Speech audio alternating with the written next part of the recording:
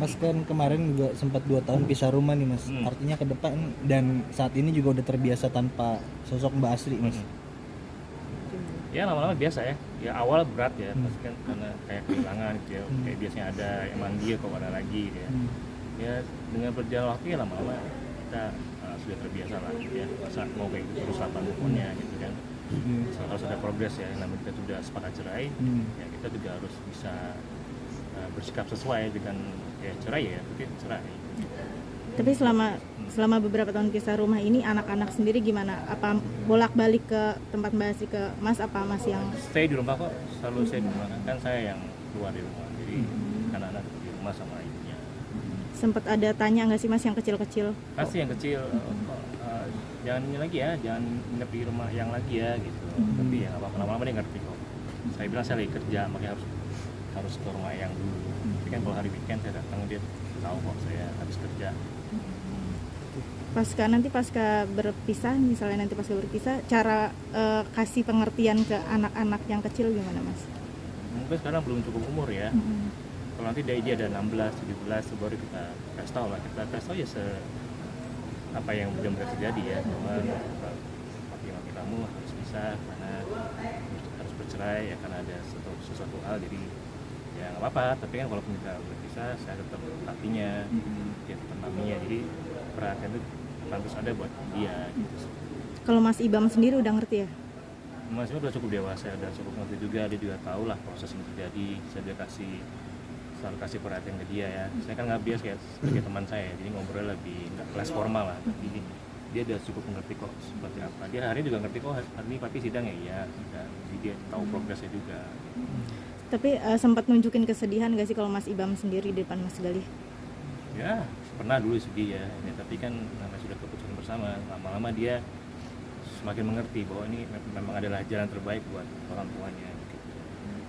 Yang penting kasih sayangnya nggak putus kan, seperti Mbak Asli bilang, nggak ada bekas anak, nggak ada bekas yang ada bekas suami, bekas itu, tapi nggak ada bekas anak. Tapi berarti komunikasi sama anak-anak baik banget ya Mas ya? Alhamdulillah baik ya, masih nelpon, masih apa, nanti kalau lagi mau sharing ada video apa, game apa, kan dia suka main game, jadi masih ngobrol sama saya lah. Kemarin baru weekend juga saya baru main sama anak-anak lah. Mas ini kan perceraiannya berjalan secara damai nih Mas ya. Apalagi kemarin menjalin hubungan rumah tangga yang lumayan lama. Nah, berarti ada hal-hal baik yang masih tersisa gitu Mas dari sosok Mbak Asri di dalam hidup Mas Galih sendiri. Iya pasti hal baiknya seperti ya keras ya, maksudnya berusaha sebaik mungkin buat kebutuhan anak ya, selalu berbuat yang terbaik lah untuk profesionalisme ya, untuk dalam pekerjaan juga ya, itu selalu memberikan kasih sayang ke anak-anak walaupun dia sibuk, dia tetap selalu bisa memberikan kasih sayang ke anak-anak. Itu hal-hal positif yang bisa saya pelajari. Mas kan mungkin beberapa waktu belakangan ini masih sering ketemu sama Mbak Asri. Sempat ada kayak tanggung-tanggung gitu nggak sih Mas, kan udah pisah rumah lama gitu 2 tahun, terus sekarang lagi masa perceraian tuh tapi masih sering ketemu, sempat ada kayak tanggung-tanggung gitu nggak sih Mas? Ya pasti ya, ngeliat tuh kayak pangling gitu aja, ngomongnya cantik gitu ya.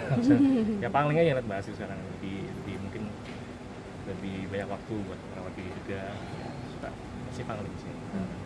Ya tadi ya tiap hari tiba-tiba kamu cuma 5 hari sekali, ya kan masih makin cantik misalnya gitu ya, masih ngerasain kayak gitu. Terakhir Mas, mungkin biarpun belum putusan nih Mas, tapi udah ada obrolan nggak sih Mas ke Mbak Asri kalau misalkan nanti sama-sama punya pasangan tuh udah siap untuk saling support mungkin? Nggak sampai segitu sih, belum sampai ke situ sih, kepikiran punya pasangan juga nggak, sama sekali nggak. Jadi ya yang penting ya udahlah kita cerai dulu aja, nanti kedepannya seperti apa ya itu yang kita nggak tahu, skenario Tuhan ya, skenario Allah seperti apa, apakah ya akan tidak komunikasi lagi, apakah makin sering komunikasi, saya nggak bisa prediksi ya, dan saya pun nggak bisa banyak berharap karena kayak pernikahan ini saya berharap untuk selamanya, tapi kan rupanya Tuhan memberikan hal yang berbeda. Jadi saya untuk hal ini saya nggak berani berharap dan nggak sampai ke situ juga diskusinya. Yang penting selesaikan dulu aja proses cerainya seperti yang kita sepakati. What will happen next ya we will find out lah. Kadang-kadang waktu akan menjawab semuanya sih.